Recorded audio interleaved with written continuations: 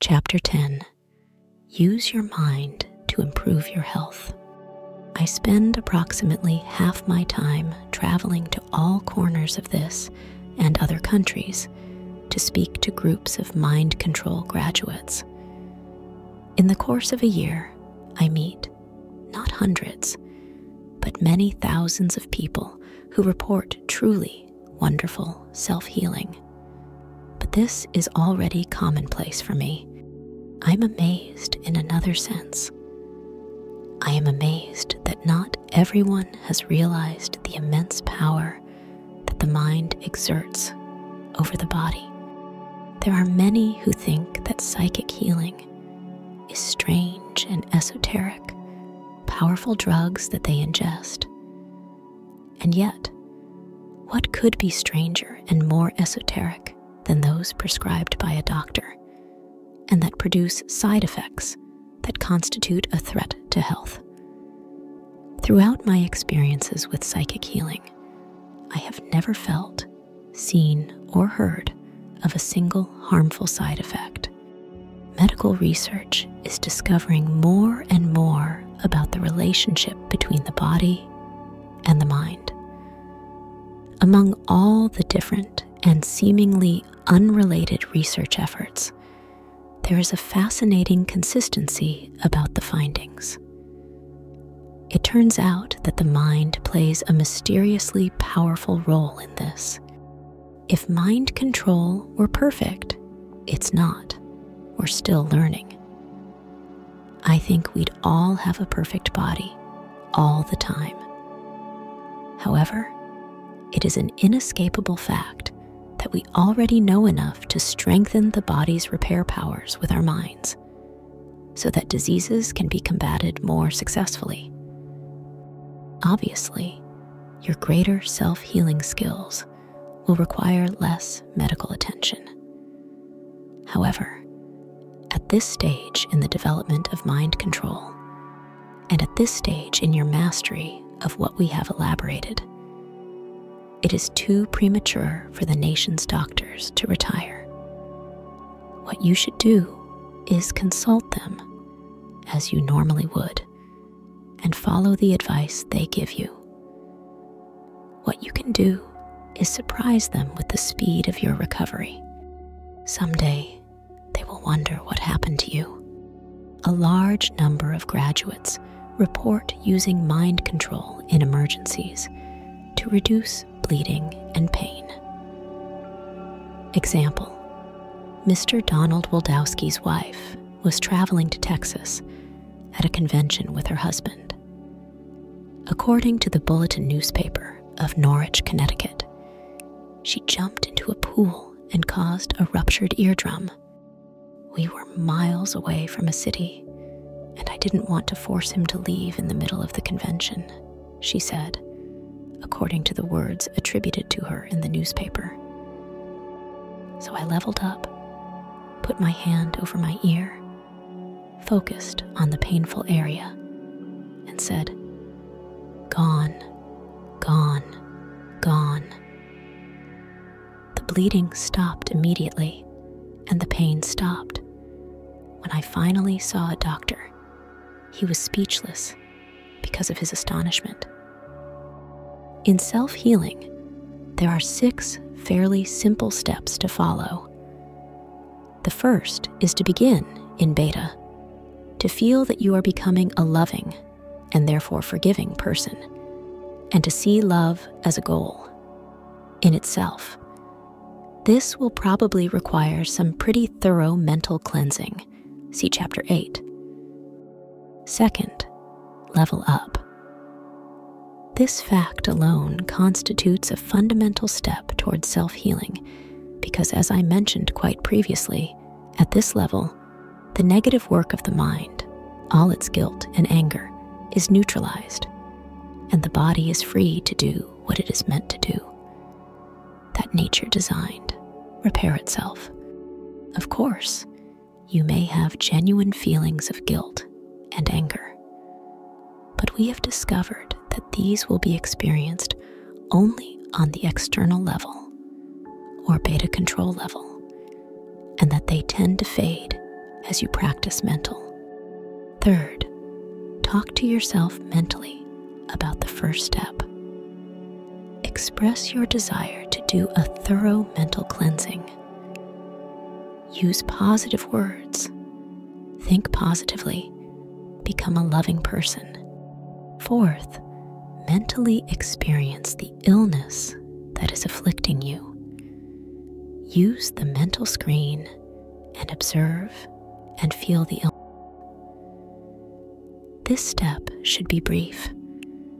Its purpose is simply to focus your healing energy on the point where it is needed.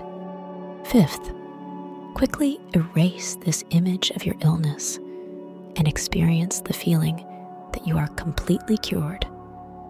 Feel the freedom and joy that comes from having perfect health. Hold on to this image, linger looking at it, enjoy it, and gain the conviction that you deserve it. That in this state of health, you are completely in harmony with nature's intentions for you. Sixth, reinforce your mental cleansing once again and finish by expressing these words to yourself. Every day, in every way, I feel better, better, and better. How long should this continue, and how often should you do it? My experience tells me that 15 minutes is an adequate period. Perform this exercise as frequently as possible, no less than once a day. There is no too much here.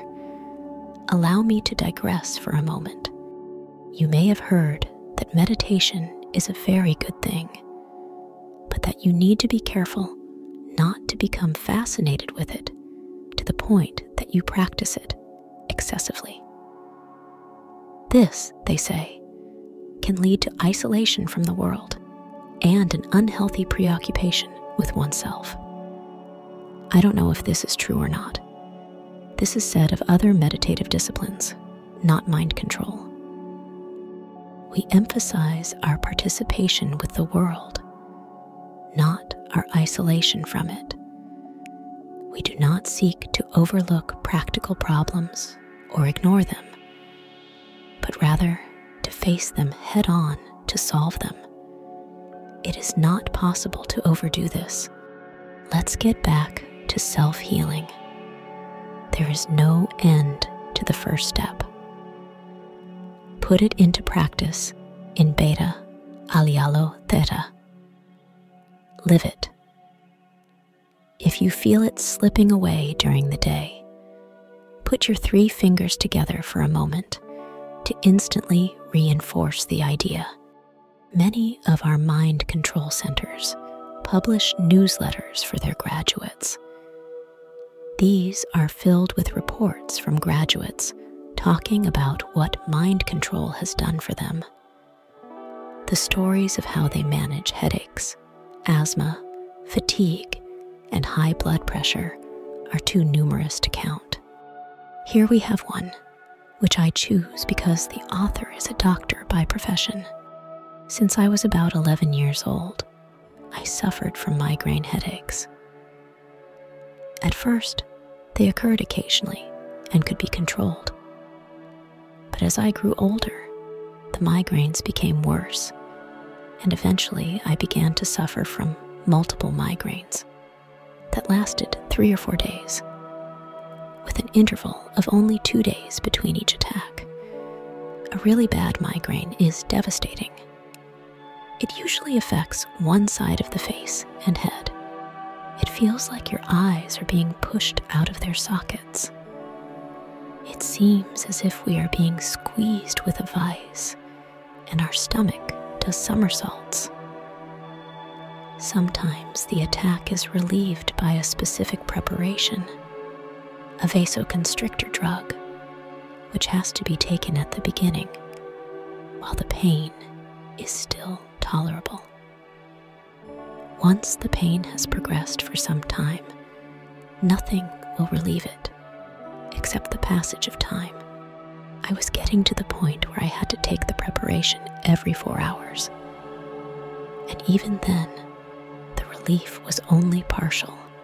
So I went to a headache specialist who gave me a complete exam to make sure I didn't have any physical or neurological abnormalities.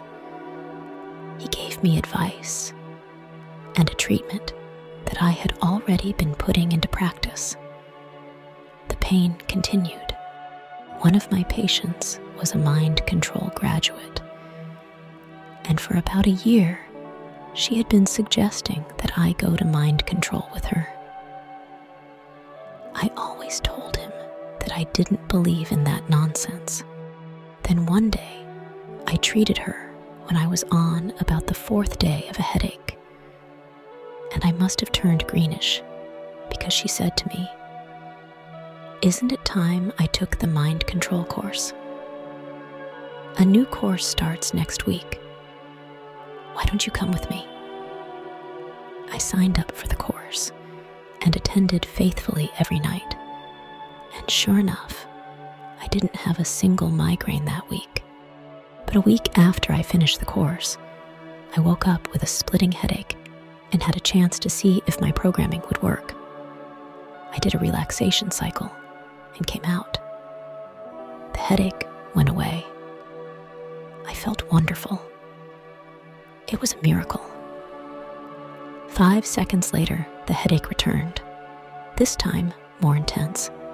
I didn't give up, so I did another cycle, and the headache went away momentarily, but then it came back. I had to go through about 10 cycles, but I didn't stop and didn't take the migraine medicine. I told myself I would make it, and the headache finally went away. For a while, I had no headaches, but sporadic ones about 3 months after this. But I didn't even have to take an aspirin. Since taking the mind control course, I have not taken a single aspirin. It really works. Here we have another report coming from a nun, Sister Barbara Burns of Detroit, Michigan. I chose this case because Sister Barbara has made ingenious use of her own activating mechanisms. For 27 years, he had worn glasses because he suffered from myopic astigmatism. As his myopia increased, the prescription of his glasses was increased, which reduced his acuity with respect to distance. Before his eyesight improved, it was necessary for him to start wearing bifocals. So in July 1974, he decided to use mind control. In a deep state of meditation, she said to herself, "Every time I blink, my eyes will adjust properly to focus, like a camera lens." During each meditation session, she repeated this, and after 2 weeks, she began to see without glasses, although she still needed them to read. He consulted Dr. Richard Lodiga, an optometrist and mind control graduate, who told him his cornea was slightly deformed. Sister Barbara inserted the corneal correction into her meditation sessions over the course of a few weeks before appearing for another examination with Dr. Lodiga. Below is a fragment of a letter that Dr. Lodiga wrote to us at the request of Sister Barbara. I examined Sister Barbara for the first time on August 20th, 1974. I examined it again on August 26, 1975. She had not worn glasses for a year. The patient has had a reduction in the proportion of overt myopia to a level at which glasses have become unnecessary. Of course, the doctor with the migraines and Sister Barbara Burns did not suffer from terrible illnesses of the kind we are taught to fear. Can mental control help in the event that one of these diseases were to afflict us? Or should we limit ourselves to taking our medicines and waiting for time to pass? Let's take a look at what is probably the scariest disease of all, cancer. Marilyn Ferguson described some of his work in her recent book, The Brain Revolution, and an article about him was published in the January 1976 issue of Prevention magazine, titled Mind Over Cancer by Grace Halsell. Dr. Simonton, who received training in mind control techniques, has successfully adapted some of these techniques to the treatment of his patients. When he was in charge of radiation therapy at Travis Air Force Base near San Francisco, he studied a strange but well-known phenomenon: cases of people who, for no apparent medical reason, recover from cancer. These cases are known as remissions and constitute an extremely small percentage of all cancer patients. If we could figure out why these patients recover, Dr. Simonton reasoned, perhaps we could find a way to trigger remissions. He discovered that these patients had something very important in common. They were often positive, optimistic, and determined individuals. In a speech to the Mind Control Convention in Boston in 1974, he said, "The most important emotional factor identified by researchers in the development of cancer in general is a significant loss from 6 to 18 months. Before the diagnosis of this disease, this has been demonstrated in several long-term studies carried out by independent researchers with experimental groups. We observe that it is not only that loss that constitutes a significant factor, but it is the way in which the individual reacts to said loss. The loss has to be serious enough to cause a feeling of helplessness and hopelessness that persists in the patient. In this way, it would appear that their fundamental resistance decreases, allowing malignancy to develop clinically." In another study conducted at Travis Air Force Base and reported in the Journal of Transpersonal Psychology, Dr. Simonton classified the attitudes of 152 cancer patients into 5 categories, ranging from intensely negative to intensely negative, positive.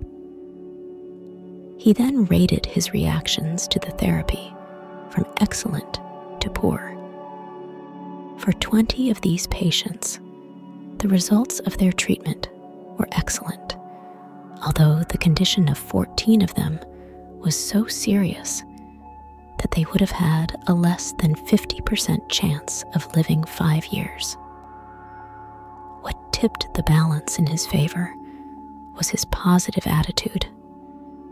At the other end of the scale, of the 22 who showed poor treatment results, none of them expressed this positive attitude.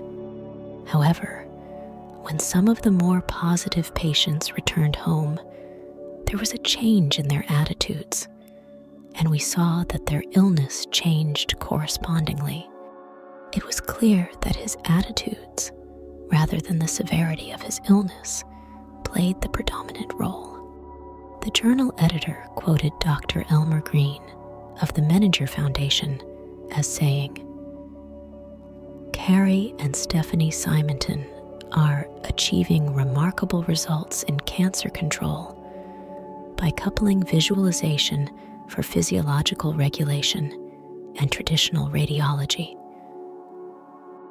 In his speech in Boston, Dr. Simonton cited the words of American Cancer Society President Eugene Pendergrass, who said in 1959, "There is some evidence that the progression of the disease in general is affected emotional distress, I sincerely hope that we can broaden our search to include the well-defined possibility that within our minds there exists a power capable of exerting forces that can accelerate or inhibit the progress of this disease. Dr. Simonton is currently medical director of the Cancer Counseling and Research Center located in Fort Worth, where he and his co-therapist, Stephanie Matthews Simonton, coach their patients to mentally participate in their own treatment.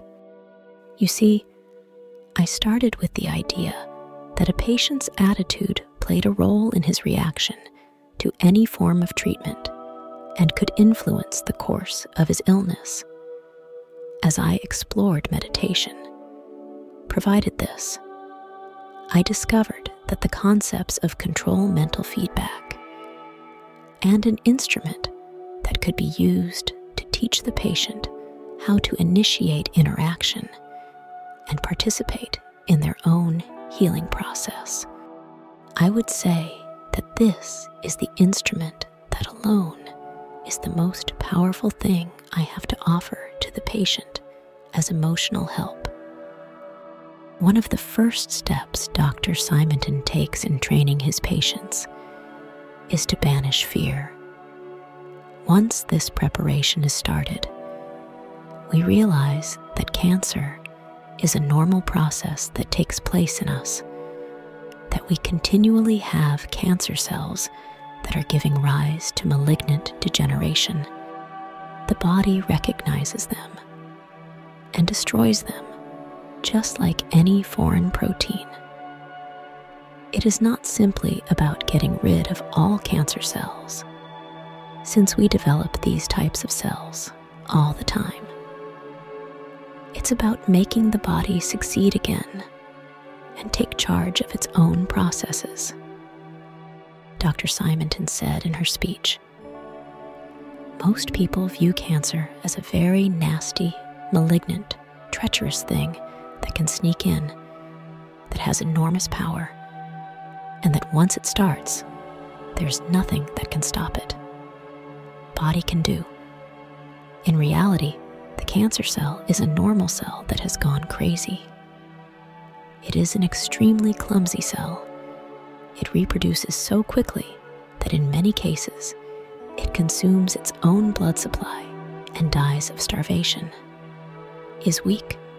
If you are cut, given radiation, or treated with chemotherapy, and become sick, you cannot regain your health. Go dead. Now compare it to a healthy cell. We know that in healthy tissue, you can cut your finger, and if you do nothing more than bandage it, it will heal on its own. We know that healthy tissues repair themselves. They don't devour their own blood supply. Despite this, look at the mental image we have of those things. The power we attribute to illness through our fears and the mental images we use in our fears is evident. Regarding the relaxation and visualization techniques they use in conjunction with radiation therapy, Mrs. Simonton said, "Probably the most valuable tool we have is the technique of mental imagery. There are 3 fundamental things that we ask our patients to do. We ask them to visualize their disease, treatment, and to visualize their body's immunity mechanism. In our group sessions, we talk about imagining what we want to happen before believing it will happen. It seems like it's important to imagine it this way. One of the essential things we talked about is meditation. How often are you meditating? What do you do throughout your meditation session? We will see it in the next chapter. Watch more videos of the Silva method of mental control on our Planet Alibro channel.